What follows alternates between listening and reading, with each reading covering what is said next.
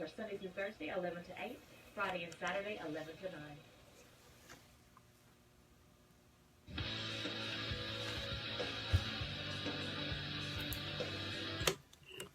I am convinced that Rob Manfred knows absolutely nothing about baseball.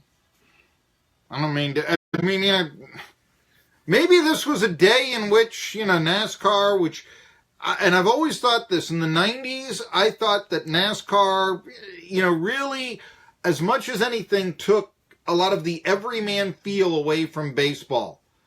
And I think baseball did a little bit to itself. I think Pete Rose did a little of it to himself. Because, baseball used to have this everyman. You did have the intellectual. You did have the, stats geek, as long as baseball has been around.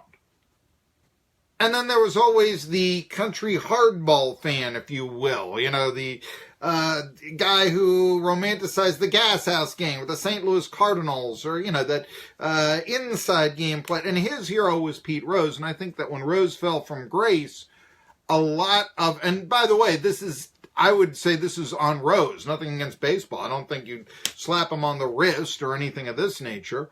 But I think that what you have then is a circumstance where Rose's star fell so much that he was the champion of that country hardball fan. And I think that fan then, due to Rose's demise, maybe even the fact that, baseball really did seem to get to be the sport first of, with a Yale president as the commissioner. They probably could have, survived. Fay Vincent, and then being forced out with the owners and the strike and all that. Meanwhile, over here was NASCAR, and they were catering to that old country hardball fan. And so you started watching the races on the weekends instead of the ball games every day. My opinion, I think that was one of the things that happened to baseball and its history and so on and so forth. Anyway, and I think that there will be things that will be heard. I don't know what kind of attendance is going to happen, what kind of decline, probably quite minimal in 2019 when the Indians take Chief Wahoo off their uniform or whatever. The latest sign of political correctness. You can still buy them on a t-shirt, though. It'll be sort of like, if you're a Cleveland sports fan, what the Brownie Elf is now. They don't have it on the uniform, but, you can buy Browns gear somewhere with the Brownie Elf, okay? I think you'll find that, who knows? If the Indians win, will they still fly the Chief Wahoo flag on Terminal Tower? I don't know. Possibly. I wouldn't be surprised if they did. I realize it's the first step of a phase out, but, how long has the Brownie Elf been officially a, symbol of the Browns? It's still used. Anyway.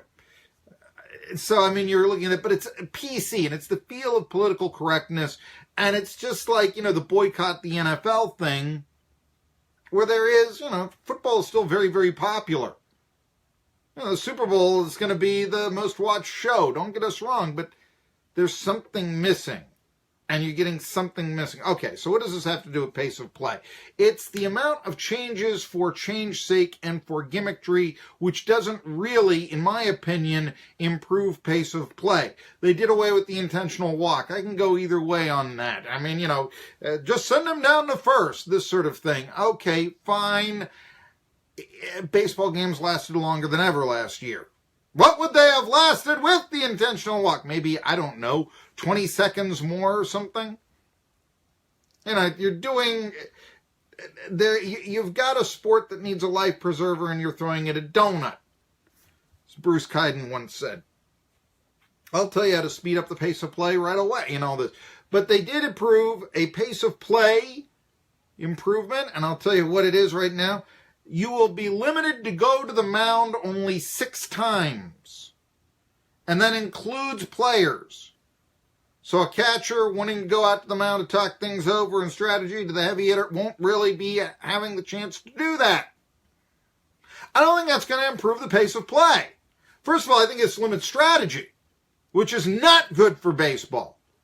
But secondly, I can remember, I'll give you an example.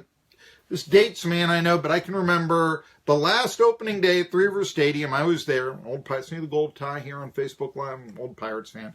So I'm at the last. Christina Aguilera sings the national anthem. We're bashing Fergie and all that. She didn't do a great rendition of the Super Bowl about 10 years after that, but she did fine. She was looking good in a Pirates jersey and all that. Anyway, last opening day, Three Rivers Stadium, and they're playing the Astros, who were in the National League back then, division mates, as a matter of fact, at that time.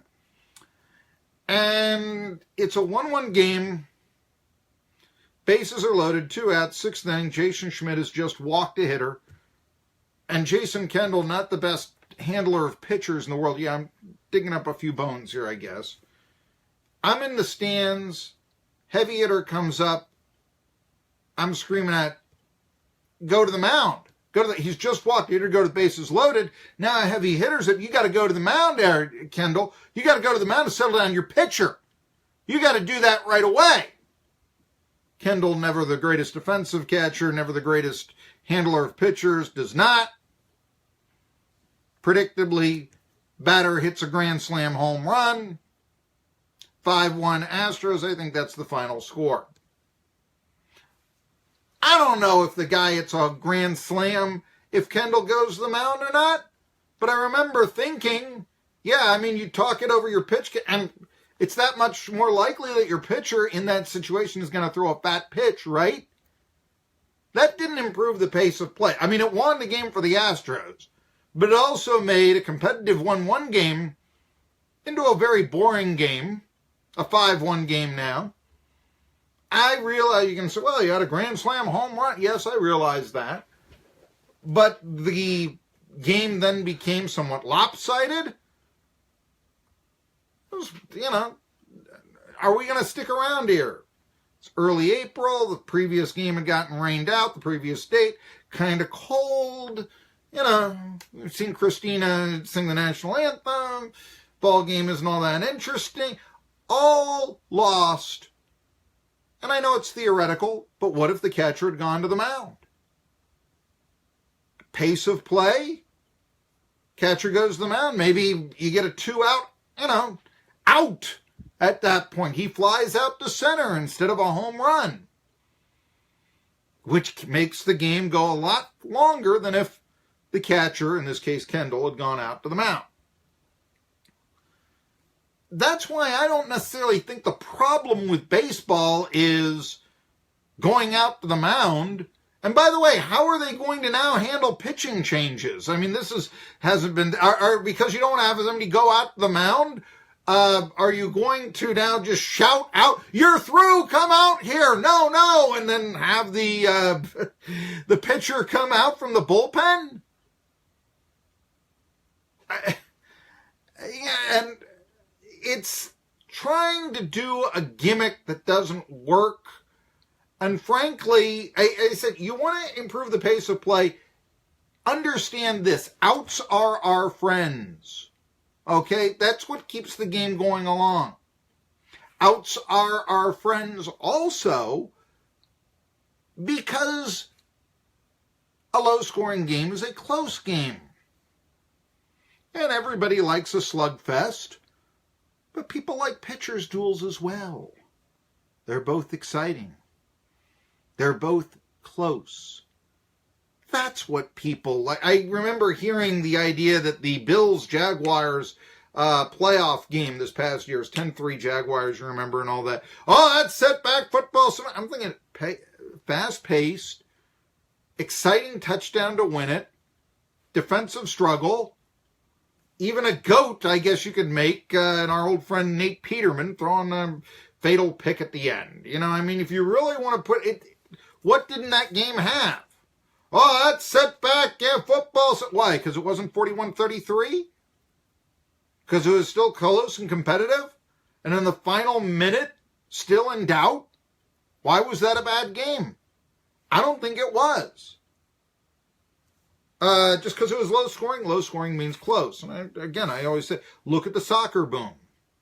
I think you'll see low scoring, close. Okay. So they're going to limit, and that means, again, catchers can't go out to the mound, coach, manager, going out to the mound, talking strategy. you don't want to make baseball less strategic. You want to make it more strategic. Now, I don't know. If not having only 6 trips to the mound, by the way, game goes into extra innings, you then get a mound trip. Oh, goody. So I guess it's now like timeouts or something now in base. So that's got to be a lot of fun. Manfred is trying to make the sport something it isn't. And what can you say? They're talking strike again. Please. You want to know how to improve pace? Get rid of you can go out as many times as you want. Don't give me that.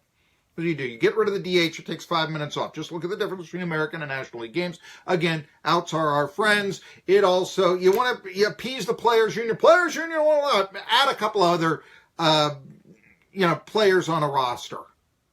That's how you do it. Limit the time between innings. They've done this a little bit. Well, you can't get rid of commercials. Let me just keep the figures straight. If I've got 2 minutes between innings and I sell 2 ads for $2, I probably can maximize my influence to an advertiser by having 1 ad for $2 between innings that has one legitimate focus. By the way, they used to do that. And because of that, I can tell you that before Bill Mazeroski hit his home run, Chevrolet advertised the Corvair on the radio broadcast in the middle of the 9th inning of the 7th game of the 1960 World Series. I've heard the broadcast in the back. They only had 1 ad back in those days. Yeah, it's kind of fun to know that. Right before Maz hit his home run, there was a Corvair ad. I wouldn't know that if you had 5 ads leading between the 9th and the, bottom and the top of the 9th inning. Have more live reads. I used to watch Yankees games. I talked about this. Guy who did a home run for the Yankees, they'd say, and Dave Winfield, for all you do, this brand of beer, you've heard the tag, I'm just not going to give him free advertising, but I think you all know what brand it was, is for you. For all you do, this beer is for you. Okay, and they would flash that up, and more than 35 years later, I remember that in-game advertising. That is good advertising. I don't remember every ad that went on between innings on Yankees games that I used to watch on WPIX. Final thing, get the don't have a clock. Baseball's the only sport without a clock. That's pure. That's holy. Don't put the mustache on the Mona Lisa. Just ask the umpires. And again, I don't know if it's, we're union so that we don't have to do it if you tell us to. I don't know if that's the case. Maybe I ought to get Dale Ford or somebody on here to talk about that. But it's on the books. You can look up the rule. You're supposed to throw the pitch within 20 seconds. If not, call it a ball. They don't do this. I don't know why.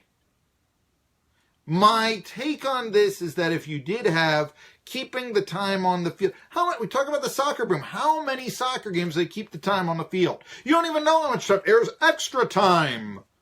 Gosh, that really, and what's extra time? Who's to say? Should I shoot the ball now here from midfield? I might only have 3 seconds left. What's extra time? But somehow soccer becomes more popular in this country because of it. Baseball does not need the same clock. And I think that if you had, you know what? They're going to call a ball if I don't get this off within 20 seconds. You know what you're going to see? You're going to see major league pitchers all become Zane Smith. Get ball, throw ball. Get ball, throw ball. Get ball, throw ball. Because you don't want to take any chances. I mean, you might have, hey, look. Let's look in here. If it's 2-0, you're not throwing a curveball. Come on. If it's 0-2, you are. How much time do you really need to think about this? Anyway, so there will be only 6 visits in a game, 1 more for extra innings, players, coaches, managers from here on out. And I'm going to tell you the truth, that's going to lengthen the pace of play because you're going to have pitchers out here. They're not going to have, go over this. Remember, you want to establish, you're not going to have faster paced games. They're going to be slower because of this rule. Trust me. It's not pitching. The only way that doesn't do it is if you have less pitching changes. If it does produce less pitching changes, then you will be able to speed up pace of play. My final thing on how to keep the game, you got to just bring back the complete game. I don't want to hear about analytics saying third time through the order. I've got Baseball Prospectus telling me, yeah, third time around the order. Hitter's average goes, actually on base goes up 8 points from the previous at bat. Big deal. Okay? Big deal. How did it work for Rich Hill and Dave Roberts in the World Series? Oh, you can't have them go out there. Just, how'd that work out? Not real well, huh? I'm Marky, Billson, Tri-City Sports Now. So get rid of the DH, improve complete games, outsource our friends, limit times between innings, bring in the live read ad for broadcasters, and have the umpires set a clock. Keep it on the field, 20 seconds. You don't throw. The other thing I'd say is also just have that strike zone, consistently call it, letters to the knees. You don't have to have top of the knees, bottom of the knees. I think bottom of the knees is better. Manfred, he says, no, let's reduce the strike zone. More balls is going to mean a shorter game. I don't get that. But that just came down the pike. So new rule in baseball, 6 visits to the mound, players, coaches, managers, whole game, 1 given for every extra inning then. So you get another trip from the 10th inning, another trip to the 11th, blah, blah, blah. Okay. That's going to save baseball, sure. It's gonna make it go longer, in my opinion. By the way, the AP poll just came out. I'll get to that here in a little bit. Steve Forbes joins us at 1. Duger Bocom joins us at 1:30. I did want to get to, I had Olympics and all that, but I did want to talk a little bit more about the Daytona 500, but that just came through the pike, and so I had something to say about that. With that being said, let's get to the Daytona 500 when we come back. I've got cuts from Austin Dillon. I've got my own thoughts on the end of the race as Dillon, driving the number 3, 20 years after Earnhardt finally won his race, finds his inner Dale Earnhardt and wins the race. Tri-City Sports Now coming back after this. Is the official youth